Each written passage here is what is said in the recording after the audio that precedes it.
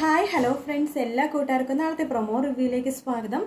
അങ്ങനെ മണിക്കുട്ടിയുടെ അടുത്തേക്ക് ഭരത് വേഷം മാറി വരുവാട്ടോ. അങ്ങനെ ഭരത് വന്നതിന് ശേഷം പതുക്കെ മണിക്കുട്ടിയുടെ അടുത്ത് പോയിട്ട് അതായത് ബ്ലഡ് എടുക്കാൻ വേണ്ടി അത് ഇങ്ങനെ ഇഞ്ചെക്ട് ചെയ്തിട്ട് ബ്ലഡ് എടുക്കുന്ന സമയത്ത് പെട്ടെന്ന് വേദന എടുക്കുമല്ലോ. മണിക്കുട്ടി ചാടി എഴുന്നേൽക്കുമ്പോൾ തന്നെ ബ്ലഡ് കുറച്ച് കിട്ടുന്നുണ്ട്. ചാടി എഴുന്നേൽക്കുമ്പോൾ തന്നെ ഭരത് അവിടെ നിന്ന് ഓടി രക്ഷപ്പെടുവാണ്.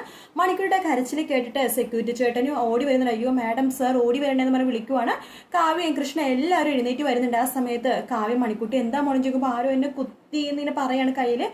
കാവ്യ നോക്കുമ്പോഴേക്കും കുത്തിയ പോലത്തെ ഒരു പാടും കാര്യങ്ങളൊക്കെ ഉണ്ട്. ആ സമയത്ത് കാവ്യ പറയുന്നുണ്ട്, എന്തായാലും പുറത്തൊന്നും ഒരാൾ ഇവിടെ വരാൻ പോകുന്നില്ല.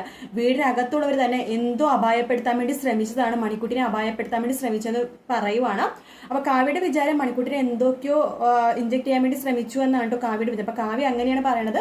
അപ്പൊ ആരും അപായപ്പെടുത്താൻ വേണ്ടി മനഃപൂർവ്വം ശ്രമിച്ചതാണെന്നൊക്കെ പറയണം. അതിന് ആരായാലും ഞാൻ വെറുതെ വിടില്ല എന്ന് കാവ്യ പറയുന്നുണ്ട്. അതിനുശേഷം മണിക്കുട്ടിനെ വിളിക്കുന്നുണ്ട് അവിടെ കൂടെ പോയി കിടക്കാൻ വേണ്ടി. പക്ഷെ മണിക്കുട്ടി പോകത്തില്ല. അതിനുശേഷം മുത്ത് മണിക്കുട്ടി പറയുന്നുണ്ട്, മണിക്കുട്ടി നിനക്ക് അറിയാവോ നിന്നെ ആരാണ് അപായപ്പെടുത്താൻ ശ്രമിച്ചെന്ന്? സത്യം എന്നോട് പറ, നിന്നെ ആരാണ് അപായപ്പെടുത്താൻ ശ്രമിച്ചെന്ന് ചോദിക്കുമ്പോൾ മണിക്കുട്ടി ഇങ്ങനെ പറയണോ വേണ്ടോ എന്നറിയാതെ ടെൻഷനായിട്ടിരിക്കുകയാണ്. അപ്പോൾ ഒരു കാര്യം ഉറപ്പാണ്, മണിക്കുട്ടി ഭരത്തിനെ കണ്ടിട്ടുണ്ട്. വീഡിയോ ഇഷ്ടപ്പെട്ടെങ്കിൽ ലൈക്ക് ചെയ്യുക, സബ്സ്ക്രൈബ് ചെയ്യുക, കമൻറ്റ് ചെയ്യുക. മറ്റൊരു വീട്ടിൽ നിന്ന് രാവിലെ കാണാം. Good night, take care, bye bye.